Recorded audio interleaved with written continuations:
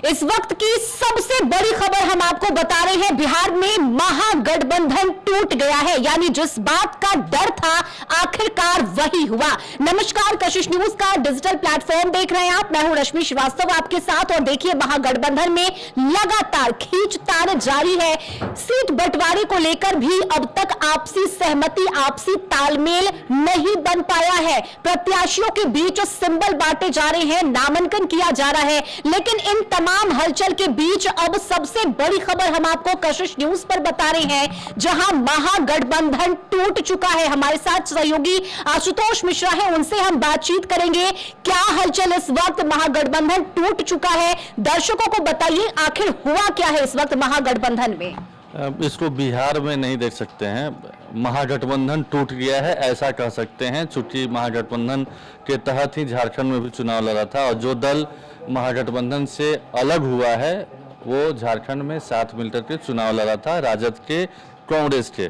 बिहार में भी उस दल के शामिल होने की बात सामने आ रही थी, लगातार वार्ता चल रही थी और पिछले दिनों जब कोऑर्डिनेशन कमेटी की बैठक समाप्त हुई थी तो कृष्णा अल्लावरू ने पब्लिक डोमेन में आकर कहा था कि आरएलजेपी और जेएमएम भी महागठबंधन के पार्ट होंगे। इस आधार पे हम ये कह सकते हैं कि महागठबंधन टूट गया है। वैसे बिहार में कभी भी महागठबंधन का पार्ट जेएमएम नहीं रहा है, इस बार जेएमएम पार्ट बनने की ओर था, लेकिन अब खबर आ रही है कि जेएमएम से तालमेल नहीं हो पाया है आरजेडी का या कांग्रेस का। इसी वजह से जेएमएम ने अब अकेले चुनाव लड़ने का ऐलान कर दिया है। 6 सीटों पर उम्मीदवार उतारने का भी ऐलान कर दिया गया है।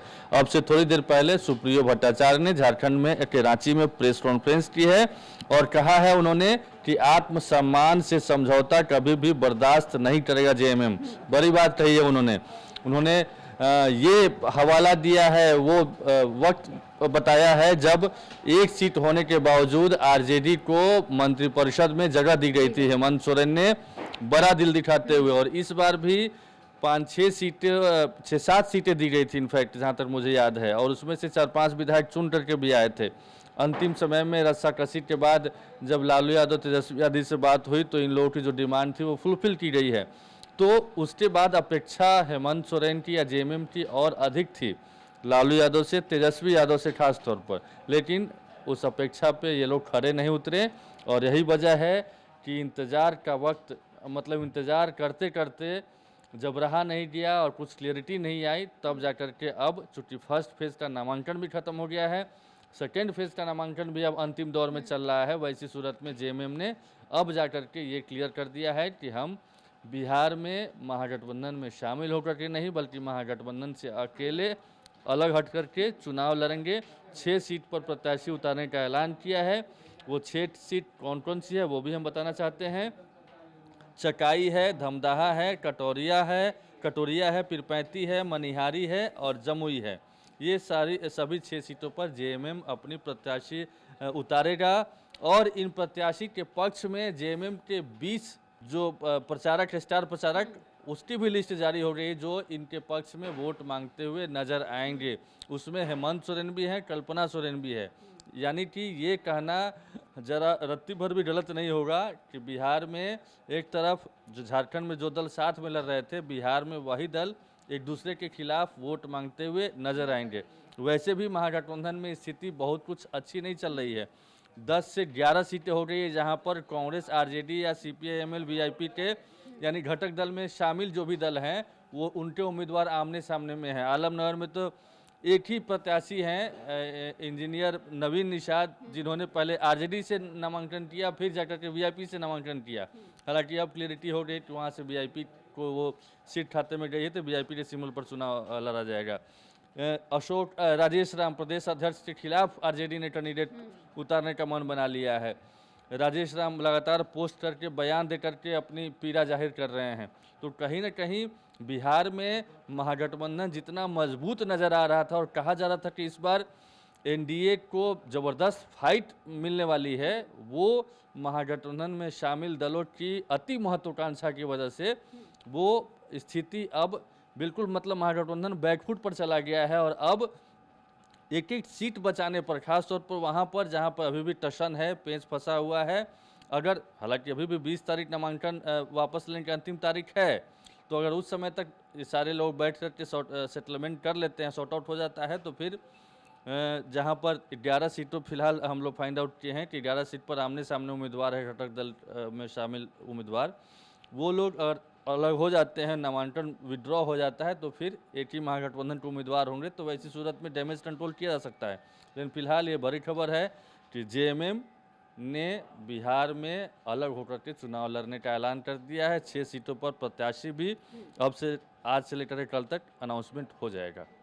पूरे प्रकरण को अगर हम सिलसिलेवार तरीके से देखें तो पहले जेएमएम के 2 नेता जिसे मुख्यमंत्री की तरफ से अधिकृत किया जाता है वे पटना आते हैं, तेजस्वी यादव से मुलाकात होती है। ये भी कहा जाता है कि 12 में से कुछ सीटें दी जा सकती है, चूंकि डिमांड 12 सीटों की थी वो 6 तक आई, फिर 2 की भी चर्चा हुई कि 2 सीटें महागठबंधन से जेएमएम को दी जाएगी, ये भी नहीं होता है। इंतजार किया जाता है क्योंकि लगातार झारखंड से भी क्या कुछ हलचल है ये हम अपने दर्शकों को बता रहे हैं। जेएमएम नेताओं की ये प्रतिक्रिया सामने आती है कि बातचीत हो गई है, रात तक का इंतजार है, अब हो जाएगा, तब हो जाएगा, कल हो जाएगा, लेकिन आखिर हुआ क्या? सब कुछ बिखर कर रह गया है। महागठबंधन में शामिल दल ही एक दूसरे के खिलाफ लड़ रहे हैं और जैसा आपने बताया कि जेएमएम की तरफ से जो स्टार प्रचारकों की सूची जारी की गई है उसमें मुख्यमंत्री हेमंत सोरेन का भी नाम है। यानी जब मुख्यमंत्री हेमंत सोरेन यहां आएंगे अपने प्रत्याशी के लिए तो प्रचार करेंगे, लेकिन खिलाफ में वही महागठबंधन के लोग होंगे, यानी आरजेडी, कांग्रेस या जो भी प्रत्याशी वहां से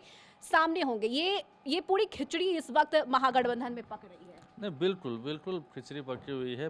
कहाँ कुछ और दलों के शामिल करने की बात थी ताकि जो पिछले बार की जो टीस थी, कसक थी, जो पीड़ा थी वो दोहराई ना जाए, वो रिपीट ना हो। 12,000 15,000 वोटों के महाजंतर से तेजस्वी यादव पिछली बार मुख्यमंत्री बनते बनते रह गए थे, तो उसको ऐड ऑन करना चाह रहे थे सभी दल को, छोटे छोटे दलों को शामिल करा करके। आईपी गुप्ता की पार्टी भी शामिल होने वाली थी, लेकिन यहाँ पर जो पहले से जो शामिल है महागठबंधन में या इंडिया ब्लॉक में, उन्हीं के बीच में इतनी रार मची, इतनी तकरार हुई कि बाकी दलों को कैसे टैकल किया जाए, बाकी दलों को कैसे शामिल किया जाए। और यही वजह है कि स्थिति अंतिम समय तक स्पष्ट नहीं हो पाई और नतीजा ये है कि जो गठबंधन के पार्ट रहे हैं या गठबंधन को सपोर्ट करते रहे हैं, वैसे दल भी अब साथ छोड़ते जा रहे हैं और जाहिर तौर पर इसका खामियाजा उठाना पड़ेगा महागठबंधन को, पूरे महागठबंधन को, या जो महत्वाकांक्षा पाले हुए हैं कि हमें सीएम बनना है, किसी को डिप्टी सीएम बनना है, सबको इसका नुकसान उठाना पड़ेगा। स्थिति बनती हुई नजर आ रही है, लग नहीं रहा कि इससे अगर आपको नुकसान होता है तो दूसरा तो बैठे बिठाए उसको मौका मिल जाएगा, सीधे सीधे फायदा मिल बिल्कुल जाएगा। बिल्कुल हिट विकेट की तरह इसको समझा जाए कि पहले ही चुनाव लड़ने ही से पहले रेस में बाहर हो जाना, उस तरीके की बात हो रही है। खैर, यहाँ जेएमएम और आरजेडी के संबंधों की बात हो रही है और जिस तरीके से सुप्रीम भट्टाचार्य ने प्रेस कॉन्फ्रेंस करके कई तरह के आरोप ही एक तरीके से लगाया है, हो सकता है कि इसका जो प्रभाव है वो झारखंड पर भी पड़े। झारखंड में फिलहाल एक हैं आरजेडी कोटे के मंत्री संजय प्रसाद यादव या संजय कुमार यादव ऐसे ही हैं, तो क्या आने वाले दिनों में होता है, क्या इसका साइड इफेक्ट देखने को मिलता है? सवाल आपसे यही रहेगा, क्योंकि झारखंड में तो गठबंधन धर्म का पालन किया हेमंत सोरेन ने, लेकिन वो चीजें बिहार में नहीं हुई। इसका कितना नेगेटिव इम्पैक्ट पड़ सकता है, क्योंकि रिश्ते तो खराब होंगे इससे? रिश्ते खराब होने शुरू हो गए हैं और अब कहाँ तक जाके पहुँचता है ये अंजाम, मतलब किस तरीके से होता है वो देखने वाली बात होगी।